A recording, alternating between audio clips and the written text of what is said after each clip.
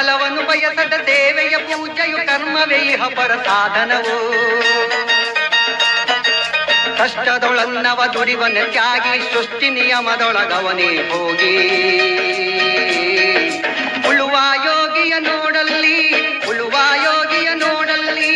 ಸ್ವಾಭಿಮಾನಿ ರೈತ ಪರ್ವ ನೋಂದಾವಣೆ ಈ ಕಾರ್ಯಕ್ರಮಕ್ಕೆ ಆಗಮಿಸಿರ್ತಕ್ಕಂಥ ಉದ್ಘಾಟಕರಾದಂಥ ಈ ಕಾರ್ಯಕ್ರಮ ಆಯೋಜಕರಾದಂಥ ಎಲ್ಲರಿಗೂ ನಾನು ಇವತ್ತು ರೈತ ಪರ್ವ, ರೈತರ, ಕಾರ್ಮಿಕರ, ಮುಖಂಡರ ಪರವಾಗಿ ನಾನು ನಿಮ್ಮೆಲ್ಲರಿಗೂ ಉತ್ಪೂರ್ವಕವಾದಂಥ ಸ್ವಾಗತ ಬಯಸ್ತೇನೆ.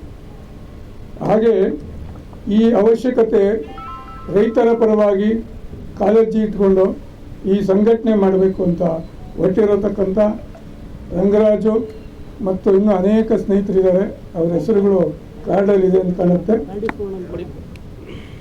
ಅವ್ರಿಗೆಲ್ಲರಿಗೂ ದೇವರು ಈ ಸಂಘಟನೆ ಹೆಚ್ಚಿನ ರೀತಿಯಲ್ಲಿ ಬೆಳೆಸಲಿಕ್ಕೆ ಸಹಕಾರ ಮಾಡಲಿ. ಈ ವೇದಿಕೆ ಮೇಲೆ ಅನೇಕ ಗಣ್ಯಾತಿ ಗಣ್ಯರು ಉಪಸ್ಥಿತರಿದ್ದಾರೆ. ಅವ್ರಿಗೂ ಕೂಡ ನನ್ನ ವಂದನೆಗಳು. ಇಂಥ ಸಂಘ ಸಂಸ್ಥೆಗಳಿಗೆ ಇನ್ನೂ ಹೆಚ್ಚಿನ ರೀತಿ ಸಹಕಾರ ನೀಡಲಿ ಅಂತ ನಿಮ್ಮೆಲ್ಲರ ಹತ್ರ ಕೇಳ್ಕೊತೀನಿ. ಹಾಗೆ ಜೈ ಜವಾನ್ ಜೈ ಕಿಸಾನ್ ಹಿಂದೆ 1979ನೇ ಇಸ್ವಿಯಲ್ಲಿ ರೈತ ಮುಖಂಡರಾದಂಥ ಒಬ್ಬರು ಒಂದು ಸ್ಟೇಷನ್ಗೆ ಹೋಗ್ತಾರೆ. ರೈತರ ಪರವಾಗಿ ಒಂದು ದೂರು ಕೊಡಲಿಕ್ಕೆ ಅಲ್ಲಿ ಹಾಸ್ಯ ಪರವಾಗಿ ನೋಡ್ತಾರೆ. ಉತ್ತರ ಪ್ರದೇಶದಲ್ಲಿ 79ನೇ ಇಸ್ವಿಯಲ್ಲಿ 2 ಜೋಡಿ ಎತ್ತುಗಳು ಕಳೆದೋಗಿದೆ ಅಂಥೇಳಿ ಒಂದು ದಾಖಲೆ ಮಾಡಿ ಕಂಪ್ಲೇಂಟ್ ನೋಂದಾವಣೆ ಮಾಡೋಕ್ಕೆ ಹೋಗ್ತಾರೆ. ಆಗ ಅವ್ರು ಇದ್ದಿದ್ದು ವೇಷಭೂಷಣ, ಅವ್ರ ನಡೆ ನುಡಿ ನೋಡಿ ಅವ್ರನ್ನ ಅಸಹ್ಯವಾಗಿ ಕಾಣ್ತಾರೆ, ಕೇವಲವಾಗಿ ಕಾಣ್ತಾರೆ. ಒಂದು 35 ರೂಪಾಯಿ ಕೂಡ ಲಂಚವಾಗಿ ಕೇಳ್ತಾರೆ. ಆದರೆ ಅದಕ್ಕೂ ಒಪ್ಕೋತಾರೆ. ನೀನು ಹೆಬ್ಬೆಟ್ಟ ಅಥವಾ ಸೈನ ಹುಡ್ಕೊಡ್ತೀವಿ ನೋಡೋ ನಡಿ ಅಂತ ಕೇವಲವಾಗಿ ಮಾಡ್ತಾರೆ. ಅವ್ರು ಯಾರೂ ಅಲ್ಲ, ಚೌಧರಿ ಚರಣ್ ಸಿಂಗ್, ರೈತರ ಪರವಾಗಿ ಹೋರಾಡುವಂಥ ಪ್ರಧಾನಿ. ಅವ್ರಿಗೆ ಗೊತ್ತೇ ಇರಲ್ಲ. ಅವ್ರು ಮಾರು ವ್ಯವಸ್ಥೆಯಲ್ಲಿ ಹೋಗಿ ರೈತರ ಪರವಾಗಿ ರೈತರ ಕಷ್ಟಗಳನ್ನೇನು ಅಂತ ತಿಳ್ಕೊಳ್ಳೋಕ್ಕೆ ಸಹಕಾರಿ ಕ್ಷೇತ್ರದಲ್ಲಿ, ಸಹಕಾರಿ ಇಲಾಖೆಗಳಲ್ಲಿ, ಸ್ಟೇಷನ್ಗಳಲ್ಲಿ ಕಂಪ್ಲೇಂಟ್ ತೊಗೋತಾರೋ ಇಲ್ವಾ ಅಂತ ಪರೀಕ್ಷೆ ಮಾಡಲಿಕ್ಕೆ ಚೌಧರಿ ಚರಣ್ ಸಿಂಗ್ ಅವರೇ ಅವತ್ತಿನ ದಿನ ಸ್ಟೇಷನ್ಗೆ ಹೋಗ್ತಾರೆ. ಅವರು ರೈತರ ಬಗ್ಗೆ ಕಾಳಜಿ, ಅವರ ಸ್ಫೂರ್ತಿ, ಅವರ ಆದೇಶ, ಅದ್ರ ಮೇಲೆ ನೀವು ಸಂಘಟನೆ ಮಾಡ್ಕೊಂಡು ಹೋಗಿ ಅಂತೇಳಿ ನಾನೊಂದೆರಡು ಮಾತು ಮುಗಿಸ್ತೀನಿ. ವಿಚಾರ ಇನ್ನೂ ಹೇಳ್ತಕ್ಕಂಥ ತುಂಬಾ ವಿಚಾರ ಇದೆ.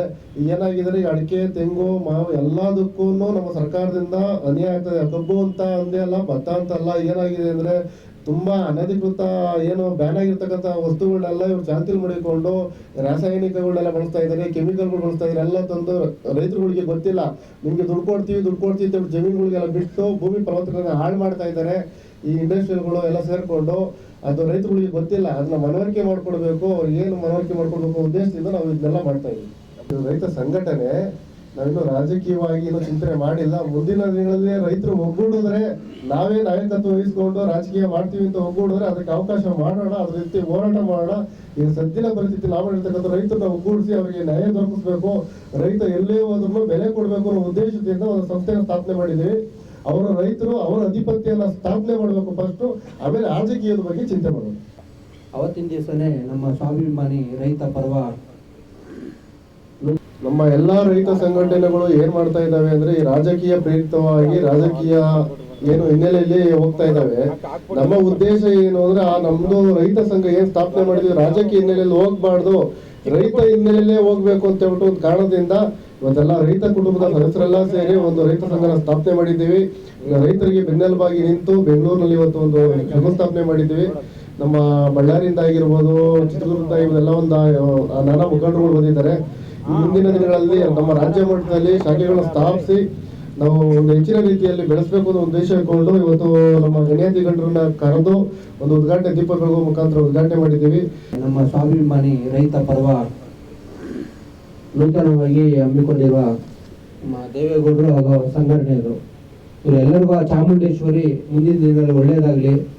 ಈ ರೈತರಿಂದ ರೈತರಿಗಾಗಿ ರೈತರಿಗೋಸ್ಕರ ಅವ್ರ ಕುಟುಂಬ ಬಗ್ಗೆ ಓಡಾಡಲಿ ಅಂತ ಹೇಳ್ಬಿಟ್ಟು ನಾನು ಇಷ್ಟಪಡ್ತೇನೆ. ಆ ದೇವರಲ್ಲಿ ಕೇಳ್ಕೊಂತೀವಿ. ಜೈ ಹಿಂದ್, ಜೈ ಕರ್ನಾಟಕ. ಇಲ್ಲಿ ಸ್ವಾಭಿಮಾನಿ ರೈತ ಪರ್ವ ಎಂದು ನೂತನವಾಗಿ ಪ್ರಾರಂಭ ಮಾಡಿರುವ ಶಾಖೆಯಿಂದ ರೈತರಿಗೆ ಬೆನ್ನೆಲುಬಾಗಿ ನಿಂತ್ಕೊಳ್ಳಿ, ರೈತರ ಪರ ಕಾಳಜಿ ವಹಿಸಲಿ, ರೈತರ ಕುಂದುಕೊರತೆಗಳಿಗೆ ಏನು ಸಮಸ್ಯೆ ಬಂದ್ರು ಅವರು ಎಲ್ಲರ ಒಗ್ಗಟ್ಟಿನಿಂದ ಕೆಲಸ ಮಾಡಲಿ ಅಂತ ಹೇಳ್ತಾ ಅವರು ಮತ್ತು ಅವರ ಸಂಘಟನೆಯಲ್ಲಿ ಸುಮಾರು ಜನ ಇದ್ದಾರೆ. ಎಲ್ಲರ ಹೆಸರು ಹೇಳೋಕ್ಕಾಗೋದಿಲ್ಲ, ತುಂಬಾ ಜನ ಇದ್ದಾರೆ.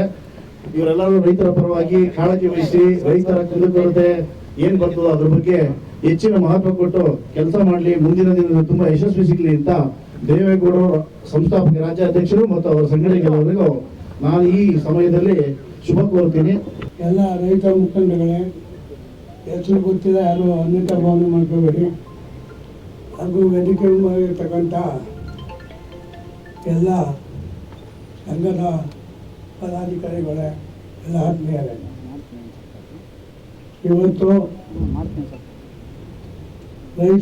ರೈತರ ವಿಶ್ವ ದಿನಾಚರಣೆ ದಿನಾಚರಣೆಯಂದು ಸ್ವಾಭಿಮಾನಿ ರೈತ ಪರ್ವ ನೋಂದಣಿಯನ್ನು ಮಾಡ್ಕೊಂಡು ಇವತ್ತು ಸಂಘ ಉದ್ಘಾಟನೆ ಆಗ್ತಾ ಇದೆ.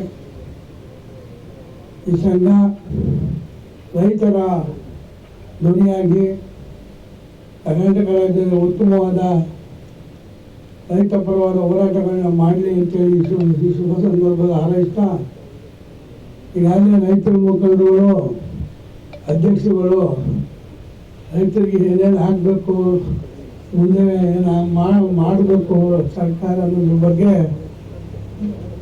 ಎಲ್ಲ ವಿವರವಾಗಿ ನಮ್ಮಿಂದ ಜಾಸ್ತಿ ರೈತ ಪರ ಹೋರಾಟ ಮಾಡ್ತಕ್ಕಂಥವ್ರು ಹೇಳಿದ್ದಾರೆ. ಇಲ್ಲಿ ನಾನೇನು ಅದ್ರ ಬಗ್ಗೆ ಹೆಚ್ಚಾಗಿ ಮಾತಾಡಬೇಕು ಅಂತ ಅನಿಸ್ತಾ ಇಲ್ಲ. ಆದರೂ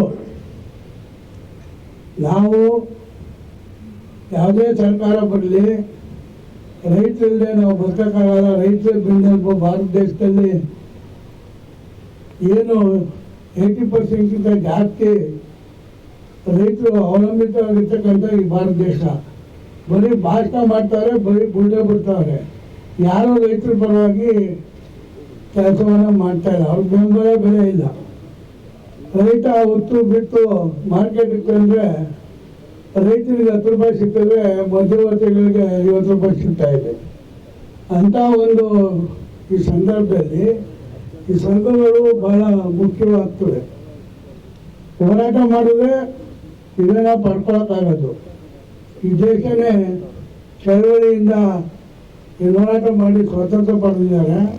ಅದೇ ರೀತಿ ನಿಮ್ಮ ಮಕ್ಕಳನ್ನ ಪಡಿಬೇಕಾದ್ರೆ ಹೋರಾಟ ಬೇಕಾಗ್ತದೆ. ಹೋರಾಟಕ್ಕೆ ಯಾರು ಒಬ್ಬ ಮುಖ್ಯವಾಗಿ ಮೇಲಾಗಿ ನಿಂತ್ಕೊಂಡು ಸಂಘದ ಅಧ್ಯಕ್ಷರು, ಪದಾಧಿಕಾರಿಗಳು ಹೋರಾಟ ಮಾಡಿದ್ರೆ ರೈತರಿಗೆಲ್ಲರೂ ನ್ಯಾಯ ಕೊಡಿಸ್ಬೋದು ಅನ್ನೋ ನನ್ನ ಭಾವನೆ.